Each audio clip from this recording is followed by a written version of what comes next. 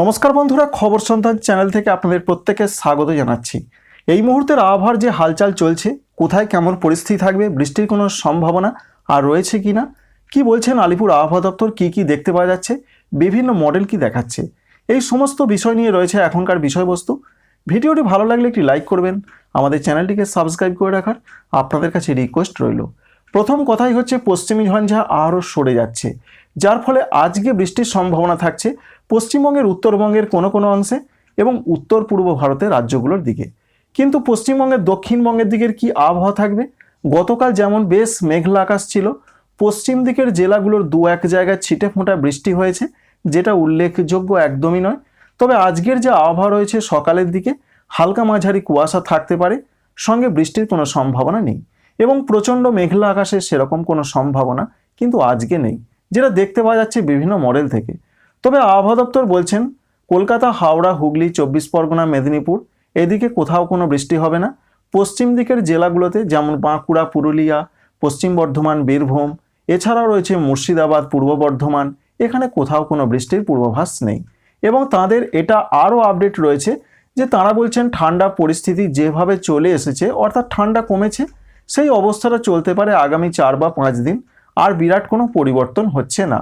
অর্থাৎ ঠান্ডাটা এইরকমই থাকবে, ঠান্ডা প্রচণ্ডভাবে হারিয়ে যাবে না। এই পর্যন্ত তাদের আপডেট রয়েছে। এবার আপনাদের জানাবো কি পরিস্থিতি দেখতে পাওয়া যাচ্ছে। আজকে পশ্চিম দিকের জেলাগুলো যেমন রয়েছে পশ্চিম মেদিনীপুর, ঝাড়গ্রাম, বাঁকুড়া, পুরুলিয়া, পশ্চিম বর্ধমান, বীরভূম, এই জেলাগুলোর দিকে হালকা মাঝারি কোথাও কোথাও কুয়াশা পড়তে পারে, সঙ্গে তাপমাত্রা থাকার সম্ভাবনা রয়েছে 14 থেকে 16 ডিগ্রি সেন্টিগ্রেডের আশেপাশে। বিরাট কোনো পরিবর্তন নয় এবং বৃষ্টির কোনো রকম সম্ভাবনা কোনো জেলাতেই নেই এই জেলাগুলোতে। সঙ্গে মেঘলা আকাশটা, যেটা গতকাল প্রচণ্ডভাবে ছিল, সেই অবস্থা আজকে থাকছে না। আংশিক মেঘলা আকাশ সঙ্গে রোদ ঝলমলে আকাশ থাকারও সম্ভাবনা প্রচণ্ডভাবে রয়েছে সকালের পর থেকে। কোনো কোনো অঞ্চলে সকালবেলা থেকেই কিন্তু রোদের দেখা মিলতে চলেছে। অন্যান্য জেলাগুলো যেমন রয়েছে কলকাতা, হাওড়া, হুগলি, উত্তর এবং দক্ষিণ 24 পরগনা, সঙ্গে পূর্ব মেদিনীপুর, এছাড়া রয়েছে পূর্ব বর্ধমান, এই জেলাগুলোর যে আপডেট পাওয়া যাচ্ছে এখানেও প্রচণ্ড কুয়াশা আসতে পারে, বিশেষ করে 24 পরগনা, মেদিনীপুর, কলকাতা সংলগ্ন কিছু কিছু জায়গায় এবং নদিয়া জেলার দিকেও প্রচণ্ড ঘন কুয়াশা দু এক জায়গায় আসতে পারে। অন্যান্য জেলাগুলোতে হালকা মাঝারি কুয়াশা পড়তে পারে। এর সঙ্গে তাপমাত্রা থাকার সম্ভাবনা রয়েছে 15 থেকে 18 ডিগ্রি সেন্টিগ্রেডের মধ্যে। সুতরাং তাপমাত্রা বেশ কিছুটা বেড়েছে সর্বনিম্নটা। তবে বৃষ্টির ক্ষেত্রে যে আপডেট পাওয়া যাচ্ছে, আপাতত এই জেলাগুলোর দিকে কোথাও কোনো বৃষ্টির সম্ভাবনা পূর্বাভাস কিছুই নেই আগামী 4 বা 5 দিন। তবে বিভিন্ন ওয়েদার মডেল যেটা দেখাচ্ছে, সমগ্র দক্ষিণবঙ্গের কোনো জেলাতেই 31 ডিসেম্বর পর্যন্ত কোথাও কোনো বৃষ্টির পূর্বাভাস নেই। অন্যদিকে মুর্শিদাবাদ জেলার ক্ষেত্রেও তাপমাত্রা থাকতে পারে 15 থেকে 16 ডিগ্রির আশেপাশে, সঙ্গে হালকা মাঝারি কুয়াশা পড়তে পারে। বৃষ্টির সম্ভাবনা 31 ডিসেম্বর তারিখ পর্যন্ত কোথাও নেই। তাই দক্ষিণবঙ্গের এটাই রয়েছে আবহাওয়া।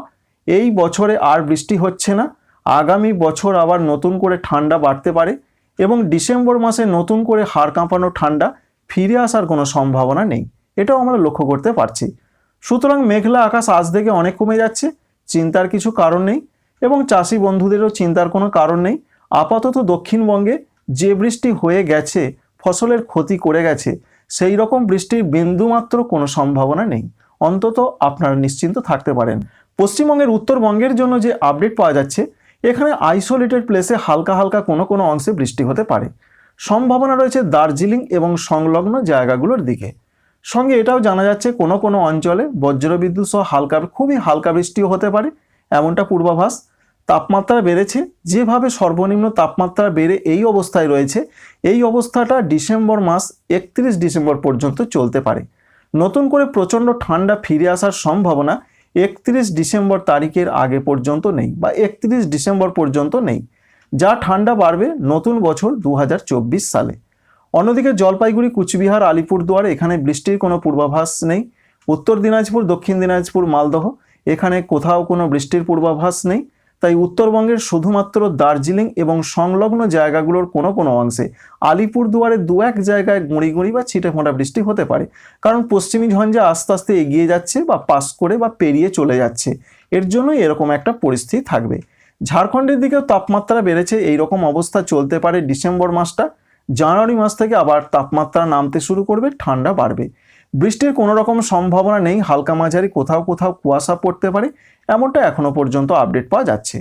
অন্যদিকে উত্তর পূর্ব ভারতের যে রাজ্যগুলো রয়েছে, যেমন রয়েছে আসাম, মেঘালয়, অরুণাচল প্রদেশ, এখানে বৃষ্টির পূর্বাভাস আজকে রয়েছে।